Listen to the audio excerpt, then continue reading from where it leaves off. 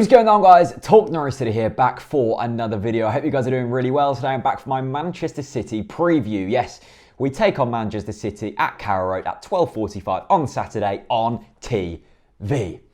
We're not normally very good on TV. We normally paint us a very bad picture of ourselves. Let's hope we can turn that around this weekend against a very strong Manchester City team. So, Man City, good team, lots of money, throwing it about. Not in the best of form though. They've only won 2 of their last 6 games. They've lost 3 of them. 3 losses on the bounce at one point. They're trying to keep up with us for the amount of losses. They didn't get there though. They did win their previous game against Aston Villa 4-0. Everybody seems to beat Aston Villa except for us. We did beat them once though, so you know we've beaten them, but not away from home. But I'm not really going to take that too much into consideration because it was Aston Villa and Man City walked the park over them. But it shows their class and it shows they're up for these kind of games. Possibly might be resting players though. A big Champions League game for them coming up on Tuesday night against Dynamo Kiev. They did win the first leg, but still they have to get through this next round to keep progressing in the Champions League because Manchester City haven't really been great in the Champions League in previous years, and that's been their downfall really, and something that their fans want is a lot bigger run in the Champions League. So they might be resting the likes of Aguero, who has had injury problems already this season, the likes of Silva, possibly Company, who knows. That can only be a positive for us, though. It's good that they've got a bit of fixture congestion coming up. Let's go through some of their key stats then. Top scorer, Sergio Aguero, with 16 goals. For me, Aguero is the best player in the Premier League when fit. I think he's absolutely fantastic. I love watching him. I don't love it so much when he's scoring goals against us, though. Top assist maker for them, David Silva, with 10 assists. He's just a poor man's Wes Hoolahan, really. And the most completed passes is Yaya Toure with 1,298 passes. That is a lot of passes. Toure, I think he's probably past his best, but still a very efficient and good player. Doesn't need to run that much to pick out passes and control the game. They've got a lot of ball-playing midfielders, so we need to watch out for that. They've got a strong midfield, a strong defence and a strong attacking line, have Manchester City. Toure was off the boil a bit when we last played them, but I think this might be his game. At Carrow Road, doesn't have to run too much. We just need Howson and O'Neill really hassling him, but I'll get onto that in the Predict 11 that I'll do in a minute. In terms of a team, they've scored 52 goals and conceded 31. Lots and lots of goals for Manchester City. They're not going to win the league, Man City. It's a 3-horse race between Arsenal, Tottenham and Leicester. I think Manchester City is something like 10 points behind at the moment, so it's not going to happen for Man City. Write the league off.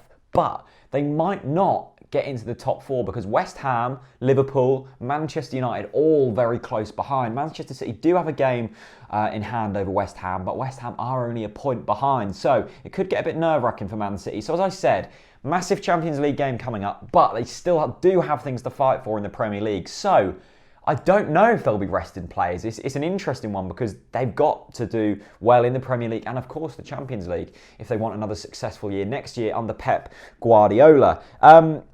Yeah, it's going to be a massive one and one that I really don't want to say I'm feeling confident. Well, I do want to say I'm feeling confident for it, but I just get disappointed when I say I feel confident and then we don't turn up. But we've got to start winning games. It's as simple as that. I don't care who it's against. I don't care if it's against Sunderland. I don't care if it's against Manchester City. Every single one of these games up until the end of the season is just as important as each other because we need to pick up points. Newcastle and Sunderland will undoubtedly pick up points where they're not expected to, and so do we. This is the kind of game that if we win, it gives us massive momentum going into massive games coming up. We need momentum. We need confidence. Confidence is just as important as anything else that I talk about week in, week out. We need to get some points on the board. Can we do it against Manchester City? I don't know. Newcastle and Sunderland don't actually play this weekend, so it's another reason to win the game. We could mount a little bit of a point advantage of them. It's always better to have points in hand than games in hand. That's my opinion anyway. It's a huge one.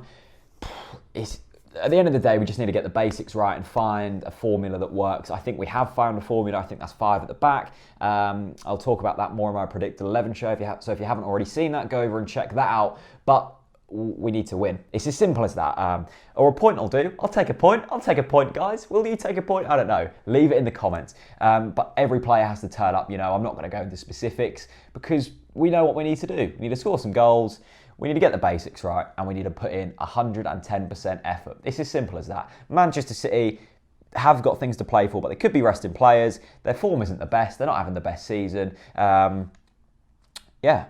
Pellegrini knows he's on the way out. Is he trying as hard as he maybe would have done if he knows he's got the job next season? I don't know. It's a huge game, one that we can win and one that we should be going to win. I don't want to see us setting up for a draw or anything because that will not end well. Anyway, thank you so much for watching. Leave me your score predictions in the comments. I'm going for a 2-1 Norwich. Yes, I am. Yeah. Anyway, thank you so much for watching. Leave a like, share it about, and of course, leave your score predictions in the comment section below. Thanks very much, and peace out.